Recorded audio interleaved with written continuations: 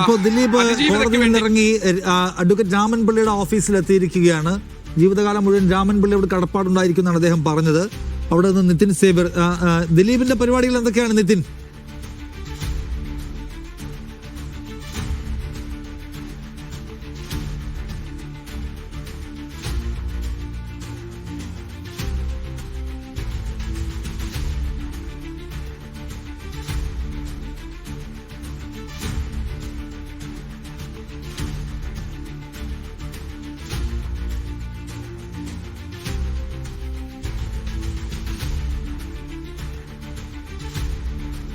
കോടതിയിൽ നിന്ന് കോടതിയിൽ മാധ്യമങ്ങളോട് പ്രതികരിച്ച നേരെ ദിലീപ് അഭിഭാഷകന്റെ ഓഫീസിലേക്കാണ് വന്നിരിക്കുന്നത്. അഭിഭാഷകന്റെ ഈ രാമൻപിള്ളയുടെ ഓഫീസിലേക്കാണ് വന്നിരിക്കുന്നത്. ഇനിയിപ്പോൾ ഇവിടെ നിന്നും ആലുവയിലെ വീട്ടിലേക്കായിരിക്കും അദ്ദേഹം മടങ്ങുക എന്നാണ് മനസ്സിലാകുന്നത്. ദിലീപിന് അഭിഭാഷകനുമായി കൂടിക്കാഴ്ച അല്ലെങ്കിൽ ചർച്ച നടത്താനായി കേസിൽ കുറ്റമുക്തനാക്കപ്പെട്ടിട്ടുണ്ട്. രാമൻപിള്ള അദ്ദേഹത്തിനെ ഈ കേസിൽ നിന്നും രക്ഷിച്ചെടുത്തിരിക്കുകയാണ്. അപ്പോൾ ഈ അഭിഭാഷകന് നന്ദി പറയാനും മറ്റായിരിക്കും അഭിഭാഷകന്റെ അടുത്തേക്ക് ദിലീപ് എത്തിയിരിക്കുകയാണ്.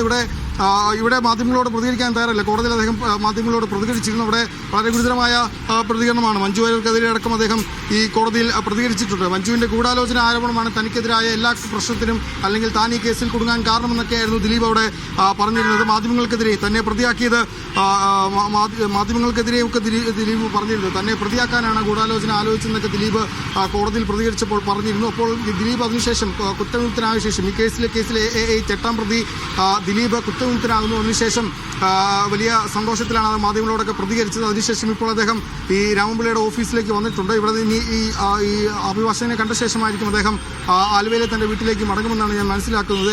ആലുവയിലെ വീട്ടിൽ നിന്ന് തന്നെയായിരുന്നു അദ്ദേഹം രാവിലെ ഇവിടേക്ക് വന്നത്. ഇപ്പോൾ ഈ ശരത്തുമൊക്കെ തന്നെ ഇങ്ങോട്ടേക്ക് എത്തിയിട്ടുണ്ട്. ഈ ദിലീപും ശരത്ത് രാവിലെ ഒരുമിച്ചാണ് വീട്ടിൽ നിന്നും ഇറങ്ങിയത്. ഒരുമിച്ച് തന്നെ ഇങ്ങോട്ടേക്കും എത്തിയിട്ടുണ്ട്. ഇപ്പോൾ ഈ സിനിമാ താരങ്ങളൊക്കെ ദിലീപിന് പിന്തുണച്ചുകൊണ്ട് പോസ്റ്റ് ഇട്ടിട്ടുണ്ട്. സത്യമേവ ജയത എന്നൊരു പോസ്റ്റ് ദിലീപിൻ്റെ അടുത്ത സുഹൃത്തായ നാദൃശ ഫേസ്ബുക്കിൽ പങ്കുവച്ചിട്ടുണ്ട്.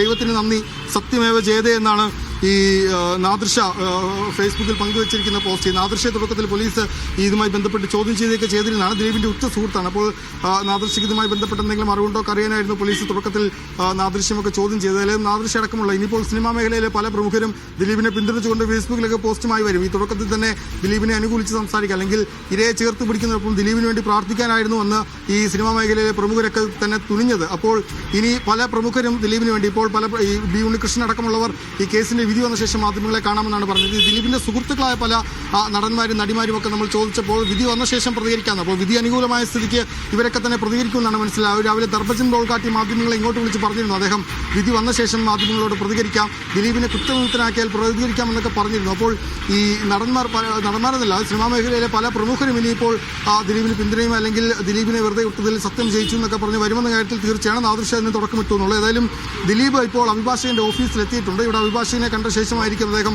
ഇവിടെ നിന്നും വീട്ടിലേക്ക് മടങ്ങുക. നിഷാദ്.